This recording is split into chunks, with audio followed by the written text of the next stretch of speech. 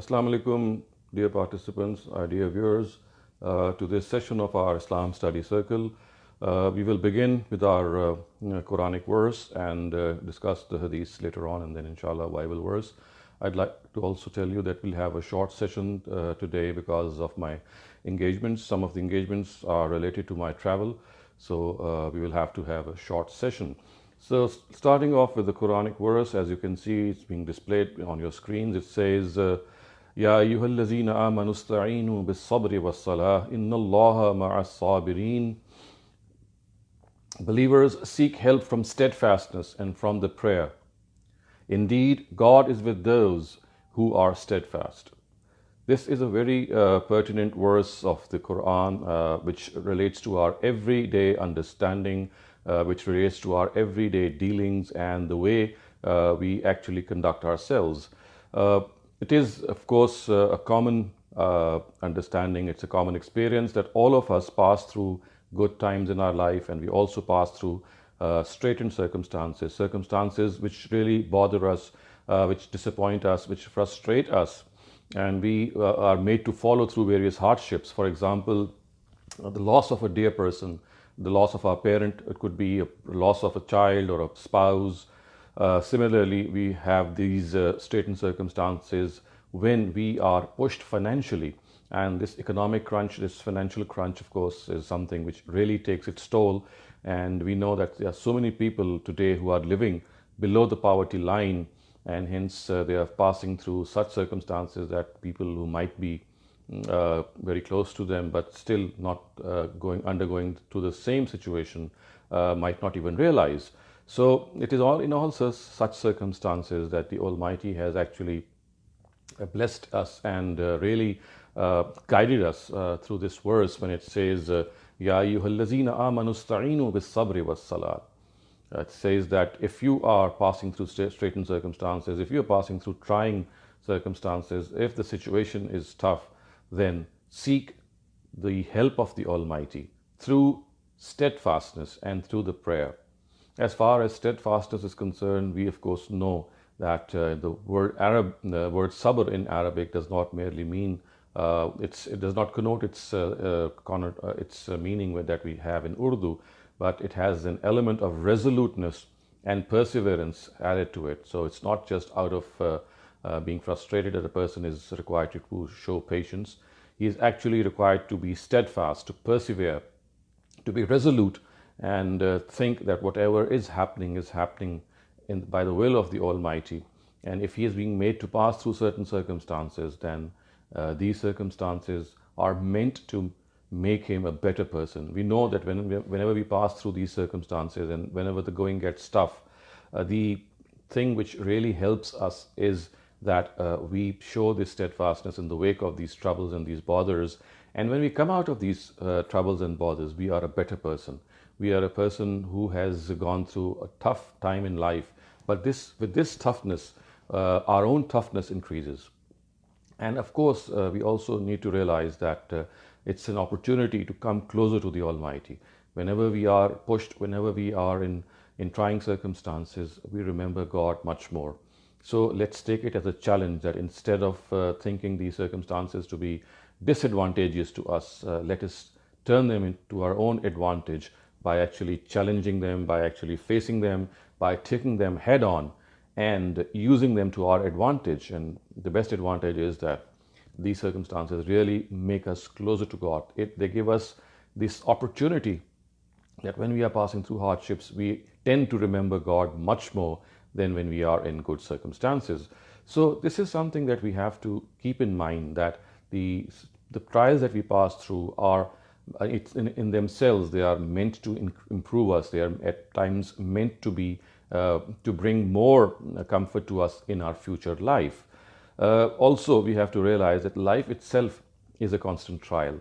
The Almighty has mentioned this in most of His scriptures and at various other places, that life basically is an opportunity for us to counter this trial, to undergo this trial and earn a lot of reward from the Almighty. So this trial at times is through trying circumstances, and at times this trial is through good circumstances. Passing through good and bad circumstances is something that we all experience. So, in good circumstances, we have to show gratitude to the Almighty. When we are passing through straitened circumstances, we have to show patience to the Almighty, because this is how we are meant to behave. Behavior, in our own terminology, is something which actually makes us what we are.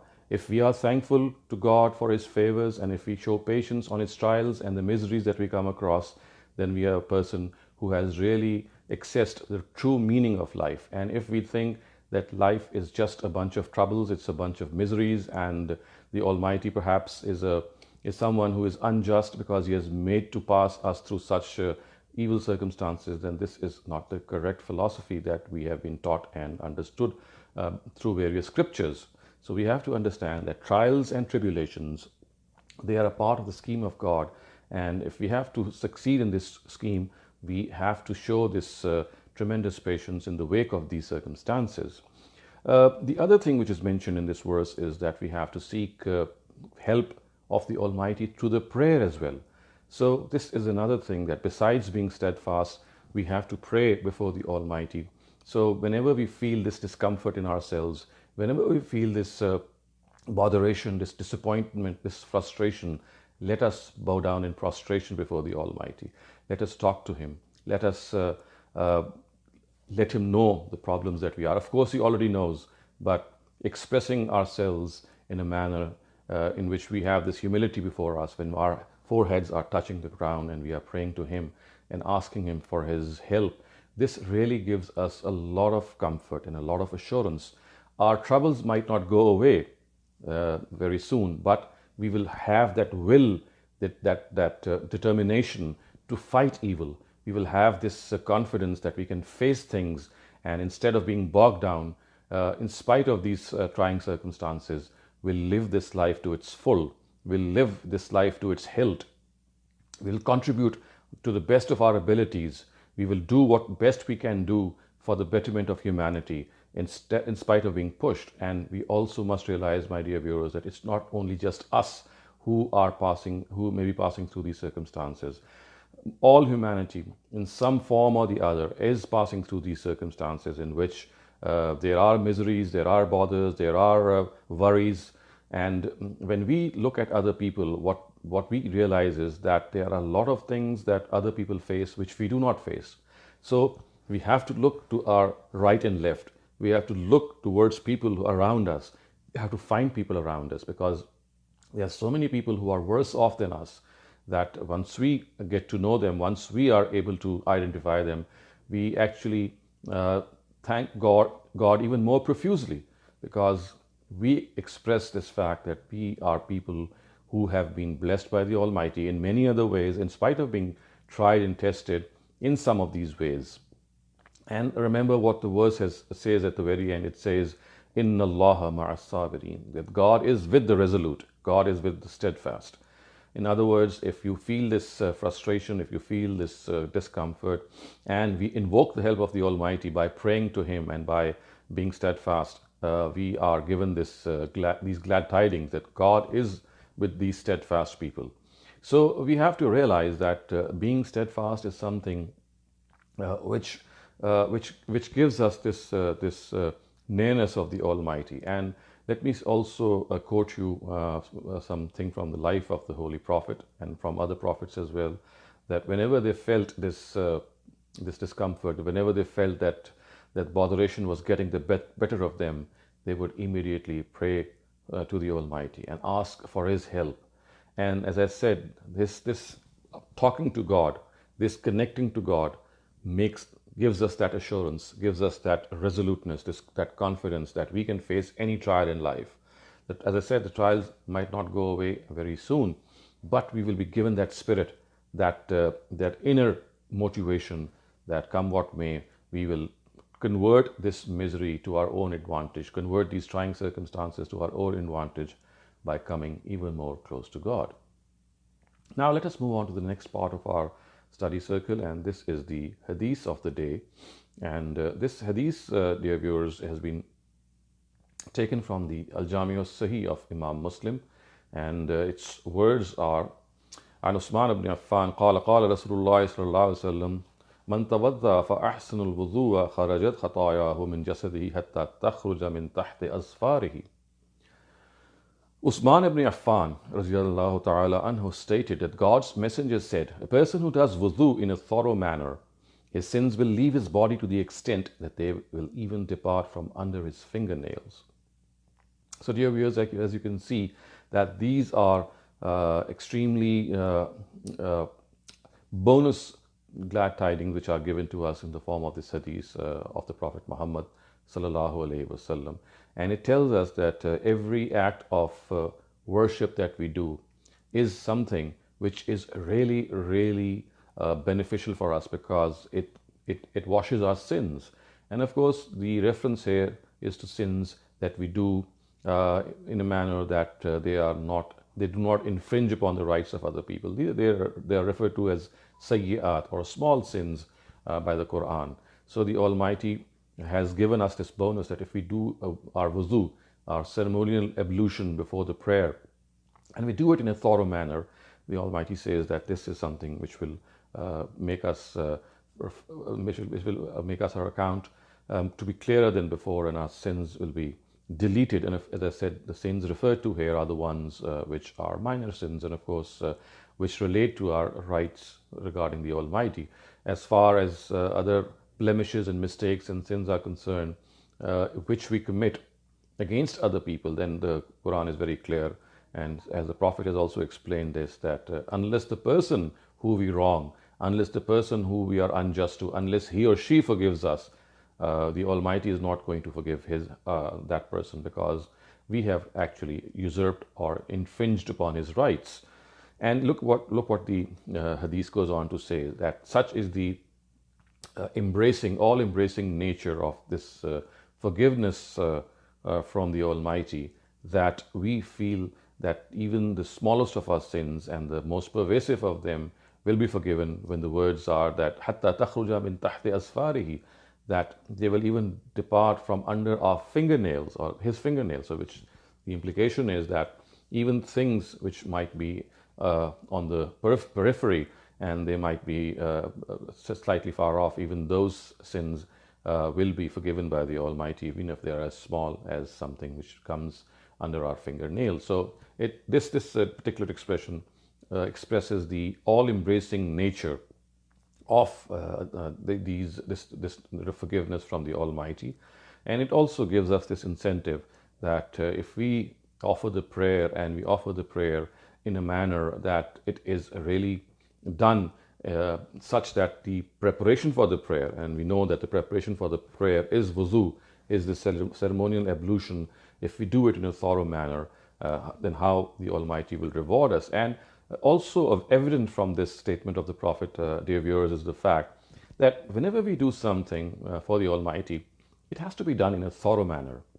It should not be done in a perfunctory manner, just for the sake of it, just by going through the motions of it. But on the other hand, it has to be done in a way in which we are concentrating on what we are doing, in which we are doing it with an elaborate way, in a very, very pervasive way. So at times we do wuzu and we don't realize that we do it in a very slothy manner, in a manner in which we are at times not washing our body parts properly, and we don't realize that we are doing this. So the thing that the Prophet is stressing here is that the worship rituals, that whatever we do, and of course from this we can also realize it's not just the wuzu which needs this thoroughness from us. Everything that we do, we have to be thorough in that. We have to take pains to do that, because this is what makes us a high achiever. We are high achievers in so many other areas of life. So the Almighty wants us to be a high achiever in all aspects of our life. In religion, when we do something, when we are kind to someone, we have to be really kind to him as far as possible. When we are offering the prayer, when we are observing the fast, or doing Hajj, or doing charity, all of these worship rituals have to be in as exemplary and as thorough a manner that we can do, because this is how the Almighty wants us. And if we do things the way they are done, we will also benefit the way we should benefit from them, because the optimum benefit of a worship ritual can only be acquired if we offer that worship ritual in an optimum way. So this is how the Almighty wants us to behave, and this is how the Prophet has instructed us. And we know that the Prophet, whenever he would do certain worship rituals, or when he would undertake various worship rituals, he would be very thorough and very, very observant in that. He would concentrate very hard and setting this example before all of his companions that we have to do things in a very, very attentive way, in a way in which the things really stands out.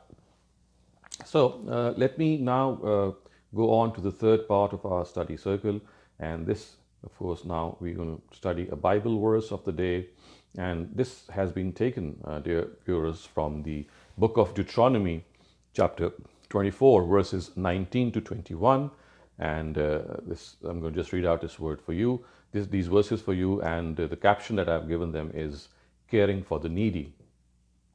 So here it goes. When you get in the grain from your field, if some of the grain has been dropped by chance in the field, do not go back and get it, but let it be for the man from a strange land, the child without a father, and the widow, so that the blessing of the Lord your God may be on all the work of your hands. When you are shaking the fruit from your olive trees, do not go over the branches a second time. Let some be for the man from a strange land, the child without a father, and the widow. When you are pulling the grapes from your vines, do not take up those which have been dropped. Let them be there for the man from a strange land, the child without a father, and the widow.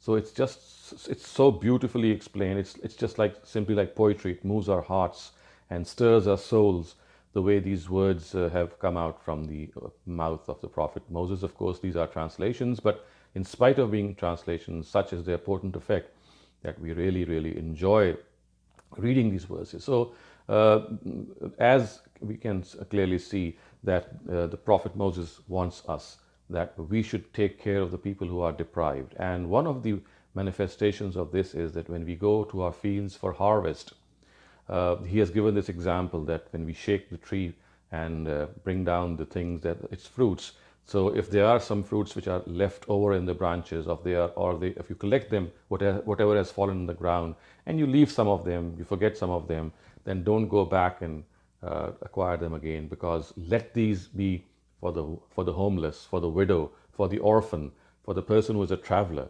And it's a small act of kindness, but of course it reflects significantly on our conduct. It shows that in spite of our needs, at times we do care for people around us, and it is something which is really should be a boost for all of us. This teaching of the prophet Moses is something which really touches the heart, that even in small things in which we might not be very careful, we have to show this care, this sympathy, this compassion for those deprived. I mean, collecting fruit from our orchards is something that many of us who have these orchards do often. They have employed people for this task and for this purpose. But look what the prophets of God tell us, that when you collect this fruit, if some of the fruit remains on the ground or on the branches, let it be, because the child without a father, the widow, a lady without a husband, the traveler or a stranger from some other land, he might pass by, he might chance by, and if he sees these things, he can collect them, he can use them. So it's such a moving thing, it's such a stirring thing to us, that all of us need to understand that although these are small acts of kindness, although these are things which might not reflect as a very huge virtue, but let us remember that we have to keep collecting small virtues. Even small virtues count. There may be a drop in the ocean, but only these drops make an ocean. So let us be a collector of these drops. Let us try to collect as many drops as we can in our empty bucket. And inshallah, soon that bucket will get full if we pay attention to these small acts of kindness. And for this, as the prophet Moses has explained in such a beautiful way, we have to look for these chances. We have to look for opportunities in which we can do these small acts of kindness. So we need to realize that it's just not the thing that he has explained us here. There are many other things that we can do as small acts of kindness. This is like a pointer. It's like something which indicates to us that don't forget that even small things count, small virtues count. These small drops in the ocean make your bucket full. And the more we are concerned in filling our bucket, the more the Almighty will give us this tawfiq, this urge to find opportunities in which we can do good to others, in which we can be benefactors towards others, in which we can be compassionate individuals. And I always point this out, that compassion is something which lies at the base of all good virtues. So let us be more compassionate than before. Let us make a fresh commitment to ourselves that we shall be more compassionate, more considerate, more sympathetic to all those around us, especially those who are junior to us, especially those who are the deprived elements of the society who might be around us, and they deserve this special attention, this special focus. So with these words, dear viewers, I come to an end of this third session. Also, as I was telling you, that I am traveling and would not be able to spare a lot of time, but we still have about a couple of minutes left. So if you have any questions, you can just raise your hand. I'm going to unmute your mic, and we'll have to end in the next 8 minutes or so that I have to attend a meeting and I can go there. So one of the questions that has been posed is that as far as charity is concerned, can zakat or charity or these things can be given to non-Muslims also? So the answer is yes, absolutely. So as far as charity is concerned, as far as zakat is concerned, as far as helping out other people is concerned, it has to be regardless of faith. It is basically a humanitarian act. Every person who is a human being, whether an atheist or a agnostic, whether a Hindu or a Muslim or a Jew or a Sikh or a Christian, he could belong to any denomination. As far as giving zakat or charity is concerned, or sadaqat is concerned, there is absolutely no reason to make a distinction that zakat cannot be given to non-Muslims. In fact, let me also remind you that in the times of the Prophet Muhammad sallallahu alaihi wasallam, and later on in the times of the rightly guided caliphate, we know that the treasury was this public Baitul Mal, this public treasury would be the one in which funds from everywhere would be collected, and then they would be dispersed for all kinds of things, which included non-Muslims as well. And one of the reasons because of which people think that giving zakat to non-Muslims is forbidden is a hadith. But before I explain that hadith, let me also point out this fact that as far as the Quran is concerned, wherever it has mentioned the heads of zakat, and the most comprehensive statement of these heads is verse 60 of Surah Tawbah, the 9th surah. You can look it up and you can see that no distinction has been made between a Muslim or a non-Muslim. The verse states that إِنَّمَا الصَّدَقَاتُ لِلْفُقَرَاءِ وَالْمَسَاكِينَ, that all these sadaqat and these charities are for the needy and the poor, without qualifying that these needy and poor actually belong to the Muslims. So as far as the hadith is concerned, this hadith is actually something which has been the cause of our jurists making this view that, or forming this opinion that only zakat can be given to cannot be given to non-Muslims. So the words of this hadith actually are somewhat like this, that تُؤْخَذُ مِنْ أَغْنِيَائِهِمْ وَتُرَدُّ إِلَى فُقَرَائِهِمْ, which means that this zakat shall be taken, this zakat sum will be taken from their rich and be returned to their poor. So the word there is actually understood to mean, because it is said that this has been taken from their rich, so the word there actually refers to Muslims. So therefore it is taken from the Muslims and it is returned back to the Muslims. Whereas if you study the whole context of the hadith and also collate all the relevant ahadith, you will come to know that the situation is entirely different. This is something which the mutasaddiq, in the times of the Prophet, the tax collectors were called the mutasaddiq. And like today, it was not that the public would go and give their taxes or their charity. It was, on the other hand, the government officials who would come and collect these taxes or this zakat and charity from people and then disperse them.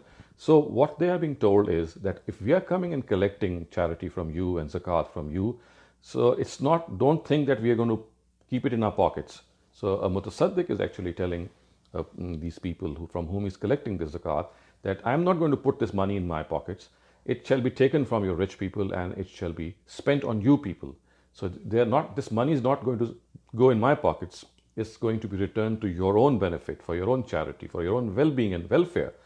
And of course, when these words were being uttered, the connotation was that they will be given to those amongst you who are before us. So therefore, here the connotation of the word there is not Muslims, it is the society itself. So it will be taken from the society and given back to the society. We are not going to pocket the money that you're giving us. So as I said, the Mutasaddiq was reassuring people, was trying to comfort them that this money is not going to go in our pockets, it's going to the public treasury and then being returned to you. So when it says return to you or return to them, the reference here is to the society and not to the Muslim population. Unfortunately, this hadith has been interpreted in a way that we think that zakat cannot be given to non-Muslims, which, as I said, is a big misconception. Zakat and sadaqat and charity, everything that you can spend for the cause of God, for the cause of the Almighty, has to be governed by this principle that who is the most needy, where can I spend my zakat, which is the best way.